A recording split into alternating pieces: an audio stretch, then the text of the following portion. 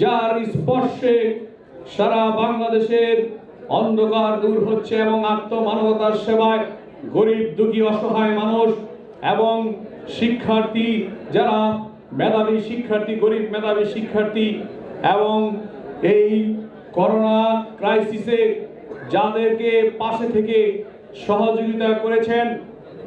এই গত রমজান মাসও দেখেছি আমরা আমাদের এই সেভ দ্য ফিউচার ফাউন্ডেশনের চেয়ারম্যান সাফি মুসাদ্দের ভাই জুদি ভাইয়ের নেতৃত্বে যেইভাবে ঢাকা শহরে উনি ইফতার ও সেহরি বিতরণ করেছেন। উনি জনগণের মাঝে, তরুণ প্রজন্মের মাঝে উনি একজন আইকন হিসাবে প্রতিষ্ঠিত হয়েছেন, মানবতার নেতা। ওনাকে আজকে পেয়ে সেভ দ্য ফাউন্ডেশনের চেয়ারম্যানের এইখানে উপস্থিতি এবং সারা বাংলাদেশ থেকে আগত 321টা ইউনিট কমিটি, আজকে 400 থেকে 450 প্রতিনিধি বা স্বেচ্ছাসেবক প্রতিনিধি এখানে উপস্থিত আছেন। সবাইকে আজকের এই আমরা সম্মানিত এবং অন্তরের ভালোবাসা থেকে শুভেচ্ছা জানাচ্ছি।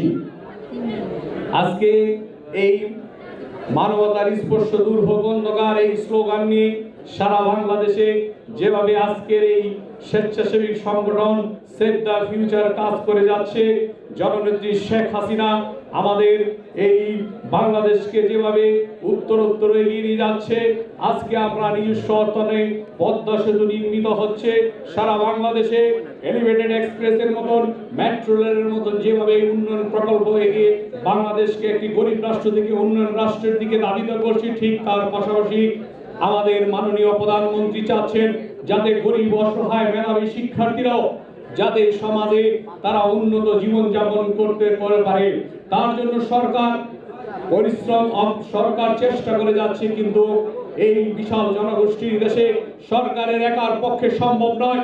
তাই আমাদের এই সেভ দ্য ফিউচার ফাউন্ডেশনের মাধ্যমে আমাদের চেয়ারম্যান জুদি ভাই যেভাবে এগিয়ে এসেছেন, সারা বাংলাদেশের যে গরিব অসহায় মেধাবী শিক্ষার্থীদের পাশে তিনি শিক্ষা উপকরণ বিতরণ করে এবং গরিব মেধাবী শিক্ষার্থীদের পাশে যে সহযোগিতার হাত বাড়িয়েছেন এবং স্বাস্থ্য খাতে রক্ত ডোনেশন করে যেভাবে স্বাস্থ্য খাতে মানুষের পাশে দাঁড়িয়েছেন, যেভাবে বন্যা ও প্রাকৃতিক দুর্যোগের সময় আমরা দেখেছি এই চেয়ারম্যান জুদি ভাইয়ের নেতৃত্বে যেভাবে মানুষের পাশে দাঁড়িয়ে উনি সহযোগিতা করেছেন, মানুষের খাবার এবং ঘর বাড়ি নির্মাণ করে দিয়েছেন। আমরা দেখেছি যে করোনাকালীন সময়ে উনি ওনার যে স্বেচ্ছাসেবক সংগঠন সেভ দ্য ফিউচারের সংগঠনের সকল নেতাকর্মীদের নিয়ে, স্বেচ্ছাসেবকদের নিয়ে যেভাবে সারা বাংলাদেশে উনি করোনাকালীন ক্রাইসিসে জীবনের মায়া ত্যাগ করে যেভাবে করোনা রোগীদের পাশে থেকে সেবা করেছেন, আজকে এই সারা বাংলাদেশে স্বেচ্ছাসেবক সংগঠন হিসাবে এই সংগঠন আমি মনে করি সারা বাংলাদেশে সুনাম করিয়েছে। সামনের দিকে 10 বছরে যেভাবে এগিয়ে এসেছেন, আমি মনে করি সামনে তারা সারা বাংলাদেশে এই স্বেচ্ছাসেবক সংগঠন হিসাবে যেভাবে এগিয়ে যাচ্ছেন, মানবতার নেতা হিসাবে আমাদের জুদি ভাই সারা বাংলাদেশে একজন মানবতা ফেরিওয়ালা হিসাবে উনি সবার কাছে মনের হৃদয়ে অবস্থান করবেন, এই আশা ব্যক্ত করে আমি আমার বক্তব্য শেষ করছি। সবাইকে ধন্যবাদ। জয় বাংলা, জয় বঙ্গবন্ধু।